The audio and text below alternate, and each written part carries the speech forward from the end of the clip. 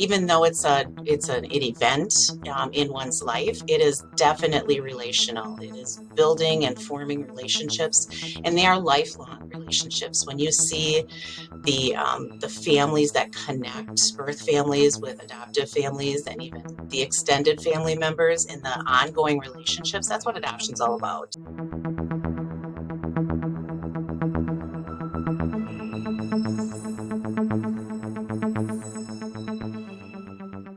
Hey, everyone, and welcome to another episode of The Missions That Made Them. I am your host, Jason Verdelli. This isn't just a podcast, but rather it's a movement. It's a movement designed to make the world a better place by bringing more awareness to the great work of the people and organizations making a difference, and more importantly, how you can help. We live in a world today surrounded by a narrative in the media that focuses in on negativity and draws attention to the problems, but not the solutions. Our guests represent the solutions, not the problems. And with that, I am super excited to have Angie Flannery with Adoption Choice, Inc. And Angie's going to tell us the story around this organization and really what they're doing to be a part of the solution. I had a chance to check these guys out, check out their website. You really got to check out, it's adoptionchoiceinc.org. So pull that up as you're listening to this, adoptionchoiceinc.org.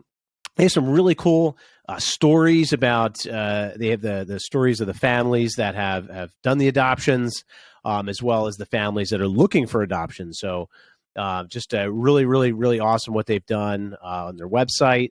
And I'm super impressed about the organization. That's why we have them on the missions that made them. So without further ado, Angie, welcome. Thank you. Thanks. Yeah. Adoption Choice we are a nonprofit private adoption agency here in Wisconsin, and we have been around. We just reached our 35th year, so we are celebrating 35 years of creating families this year. Our purpose, the agency was started back in 1986 and was aimed at providing options for women who faced unexpected pregnancies, as well as families who are looking to grow their family, whether that be through domestic or international adoption.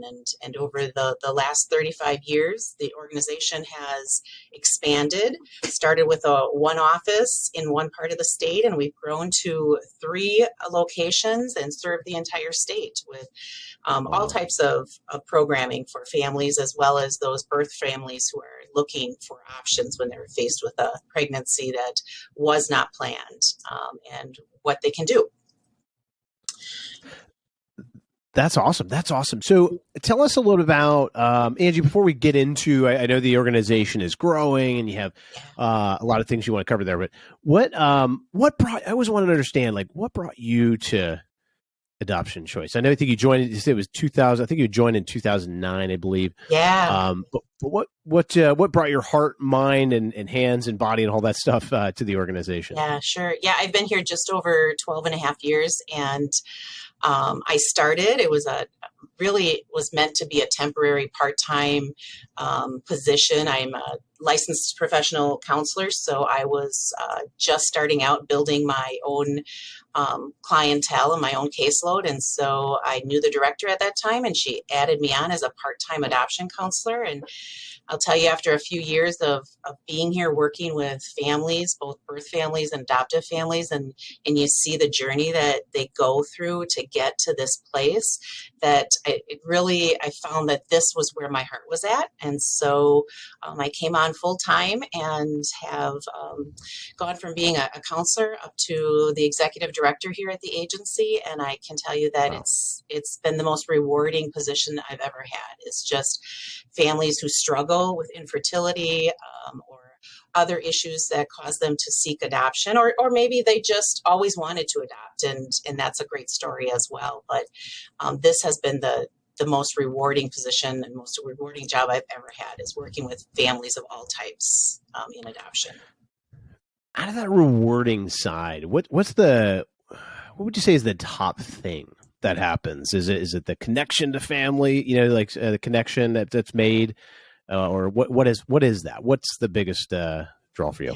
Yeah, absolutely. Adoption, even though it's an event in one's life, it is definitely relational. It is building and forming relationships, and they are lifelong relationships. When you see the families that connect birth families with adoptive families and even the extended family members in the ongoing relationships, that's what adoption's all about. 50 years ago, it was it was something that wasn't talked about, and now adoptions are open. 99% of adoptions are open in some form, and that's the way it should be. Children should have information on their story. Their life didn't begin when they were placed for adoption, and so they should know where they came from, who their birth family is, and what they were like, and hopefully have some type of connection and relationship with that person or those families. Because it's wonderful to see that we see them come back years later, and that's what it's all about is the connections that are built.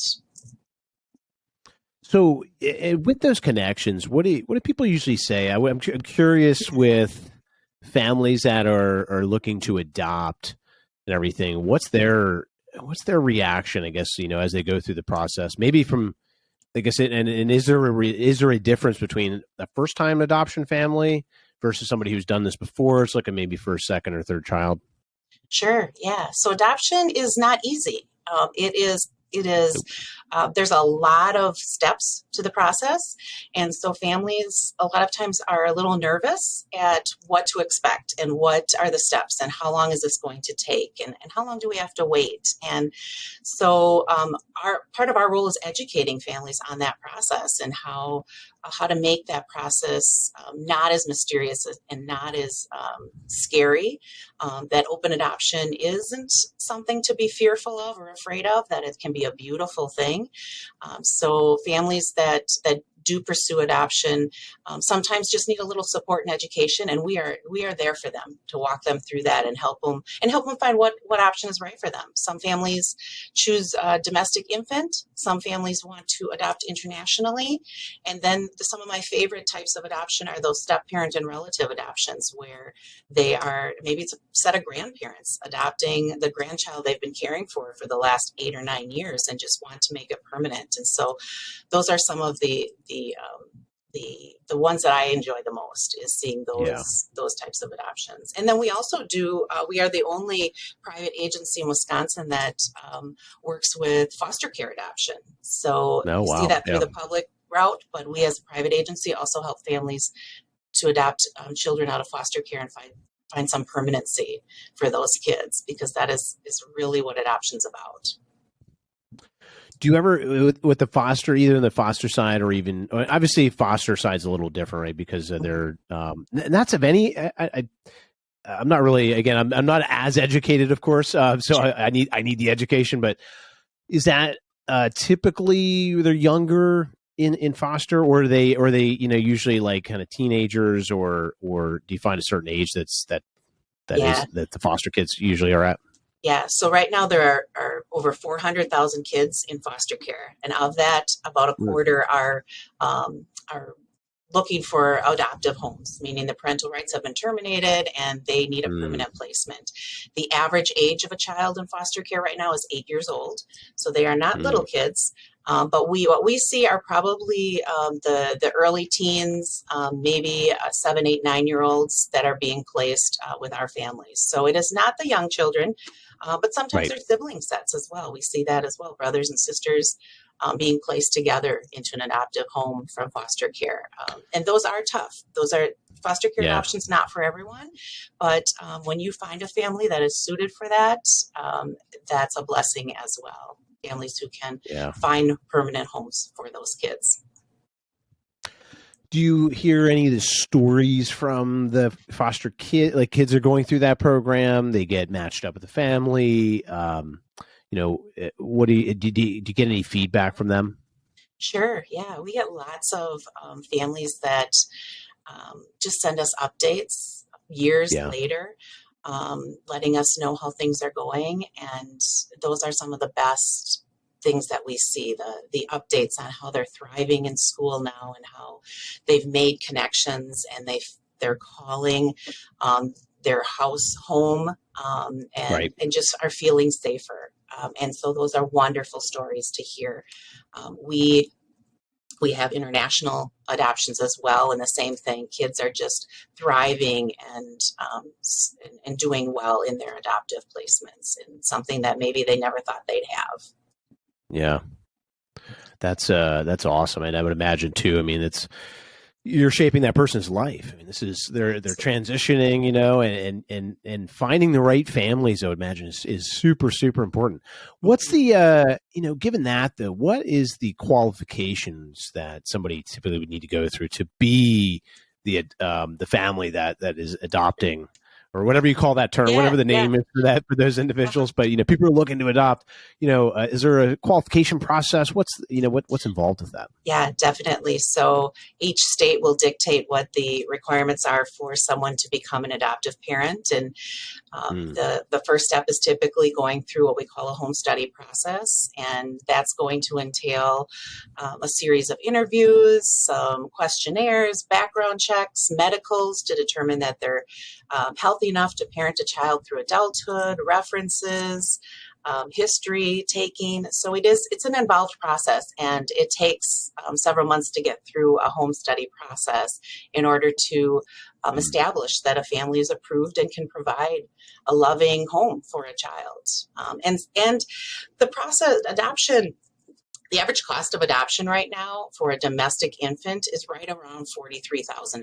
So it is not an inexpensive process, and we recognize that.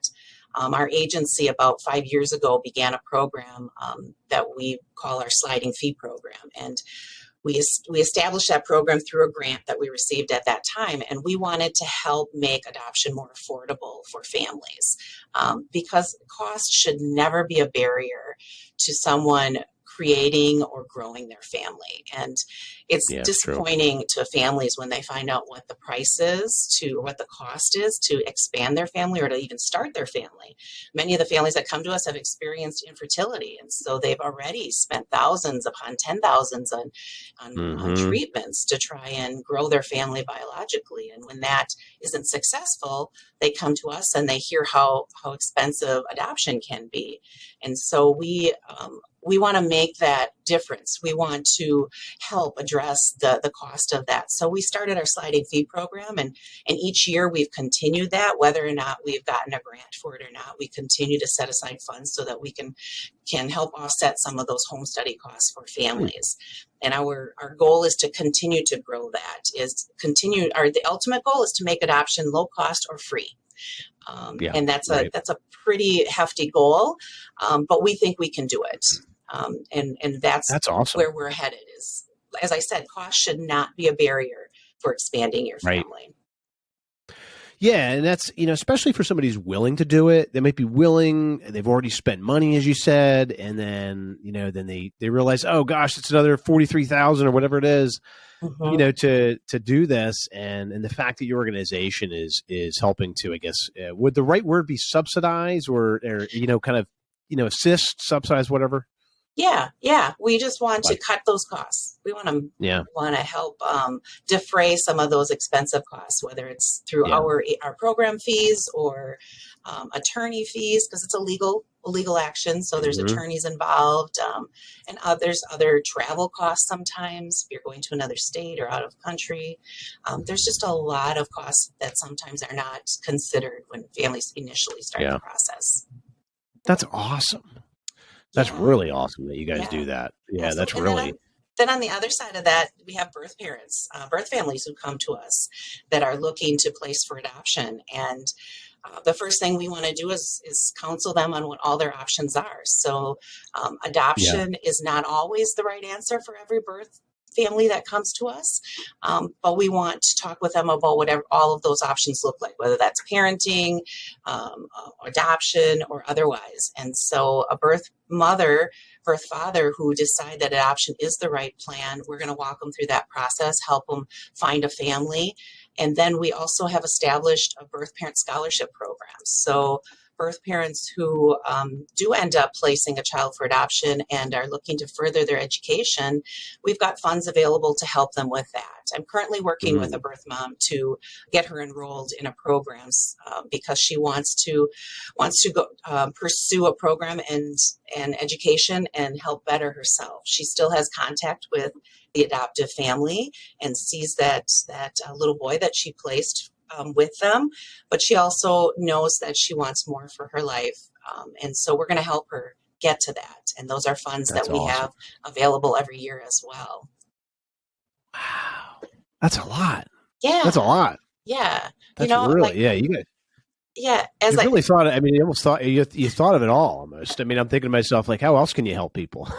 There are more ways. We're continuing to, we want this continuum of care for adoptive families and birth families, because adoption doesn't end when they finalize an adoption and they step away from the agency. There are lots of things that come up for kids and for parents, birth parents, adoptive families, adoption related issues, especially in a transracial family. A child might not have the same color skin as their parents. And so there's going to be questions about how they fit in that family, or culturally, there's going to be questions. And so we are looking to expand our programming so we can be there for the families well beyond 5, 10, 15 years from now when something comes up and they don't know who to talk to about it. We want to be there for them. And so we're looking to expand programming well past finalization, whether that's partnering with more agencies or providing some of those groups and educational workshops through our organization. That education's huge and the programming's huge. I mean, heck, I got a 4.5-year-old and I'm still trying to learn the guide. Is there a guide out there for this? There definitely is not. I have 3 adult children and you're still figuring out and writing the lessons every day. So yeah, it is hard. It is really freaking hard to parent a child. I mean, I got one. I mean, I don't know. I know people that have 4, 5, 6 of them.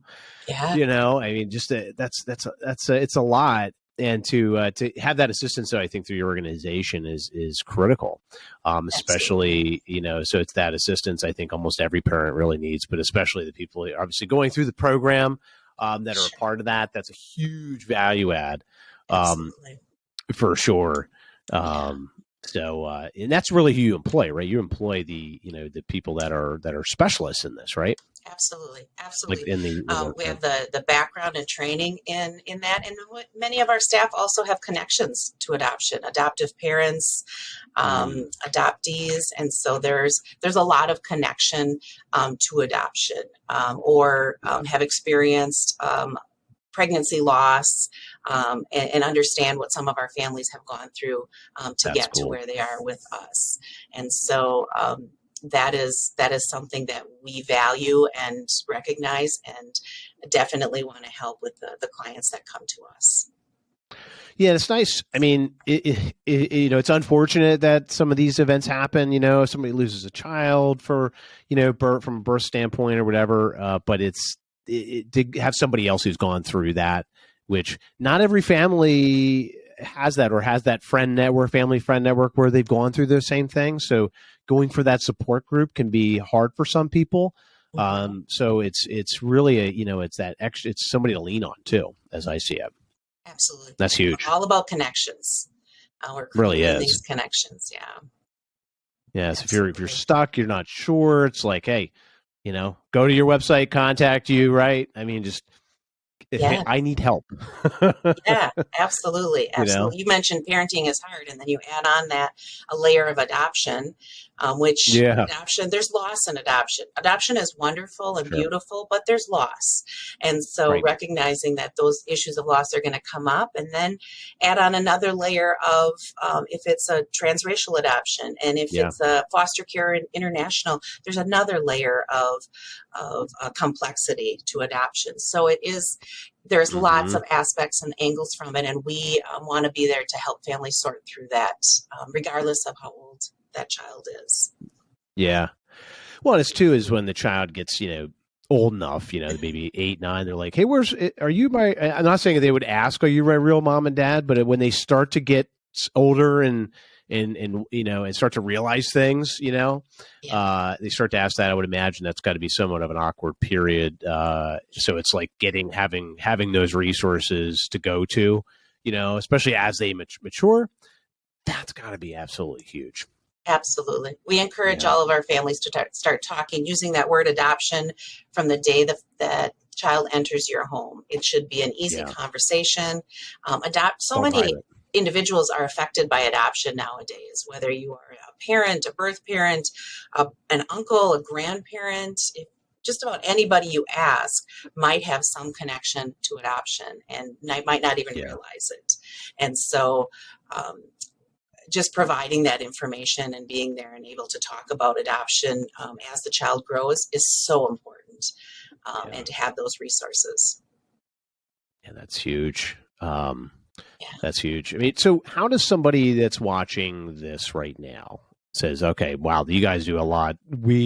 How can I help? Right. Because a big part of what we do here is about being part of the solution and not the problem. So one of the things I always say is that the individual has the solution, right? Not relying on government, relying on these things, these other organizations to be able to support the organizations like yours that are making a difference. How can somebody help? Yeah, so we're not supported by any government funds. We are completely client fee funded or donations and grants. And so if someone would like to support the work that we're doing and help us continue to lessen that cost and make it affordable for all families, as well as continue with our birth parent scholarship program, they can go to our website. We've got a place to donate right on there. They will also find that we have our annual fundraiser information on there. We have a Touch by Adoption event that we hold in November, which is Adoption Awareness Month. And that is our fundraiser for the year that helps generate funds to support our general programming, as well as our birth parent scholarship and our sliding fee funds. So can definitely make a general donation to our organization, or they can purchase a sponsorship for our event, and be recognized at our event. We have a silent auction. They can donate silent auction items that we will give away, that we will have a bid on at the event. So lots of ways to help support the programming that we're doing and that we're looking to continue providing for families for another 35 years or more. Yeah, if you go to, again, adoptionchoiceinc.org. So it's adoptionchoiceinc.org. Be sure to check that out, because your website has you can see all the different programs, the agency adoption, international adoption. I mean, all these different programs that they have. You can obviously you can donate there.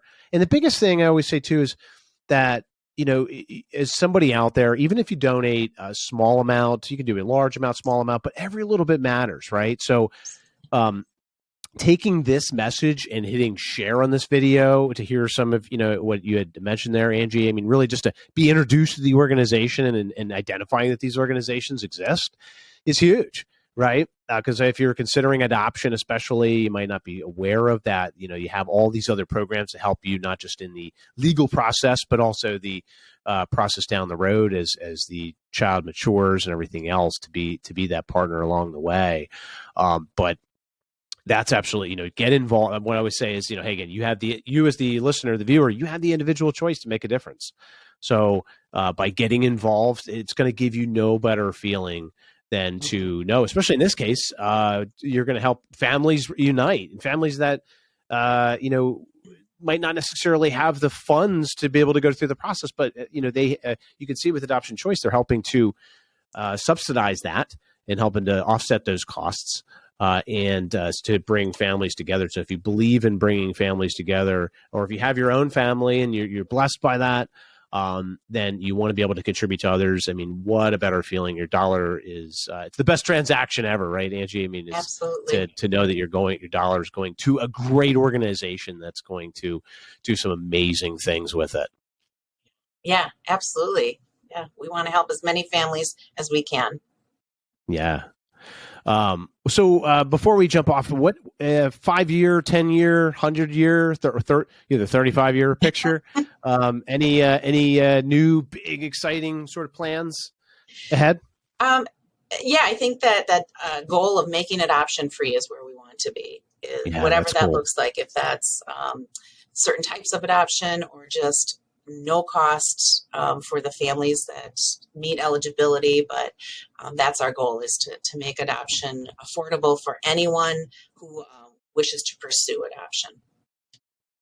That's awesome. It's a great goal. Great goal to have. I mean, if you got the people willing to do it, I would imagine that's hard enough to find and everything. So by taking out that financial burden in the process, that that's going to unite families and make and ultimately improve and really give life to somebody, right? Give them an opportunity, give the children an opportunity to grow up with a great life, great families, and everything. And really, Angie, the work that you and your staff are doing it's amazing, and it's really you are a part of the solution. You're everything I love talking about with the missions that made them, and really why this podcast exists, to bring more awareness to organizations like yours that are making that happen and improving the lives of others by connecting and bringing them together and eliminating the friction that's involved in the process there. So you have done an amazing job doing that, obviously starting down at the ground level all the way up through executive director where you're at.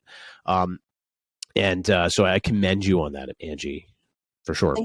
Thanks, Jason. Thanks for allowing me to share with everyone what we do here and what we hope to continue to do. Yeah. It's exciting work. Again, everybody, adoptionchoiceinc.org. Again, adoptionchoiceinc.org. Check them out. Be part of that solution, and to be a part of that solution, you can just hit share on this video, or if you're listening to this on a podcast network, hit share wherever that button is. Be sure, if you're on YouTube here, make sure to smack the bell so you subscribe to the Missions That Made Them. Smack the bell so you can receive new episodes that come on. So where we're interviewing other nonprofits as well and how they're contributing to the world. And we all have the ability, by sharing this message, to influence that. We all have the ability to do that, and that costs nothing to share. So by sharing this message and by getting involved, you can be a part of the solution. You can bring more purpose to your own life. You're going to influence other people's lives. And ultimately, this world becomes a better place, and a place that we don't have to worry about other people doing this for us. But again, it all starts right here. It all starts by you taking the action, you saying enough is enough of everything else that's being brought to you from the world versus, you going out and changing that. You have the ability to do that. So, with that said, everybody, thanks for watching. Angie, thanks for coming on. Thank you. You're an awesome guest today. And, with that said, have an amazing day, everybody. Thanks.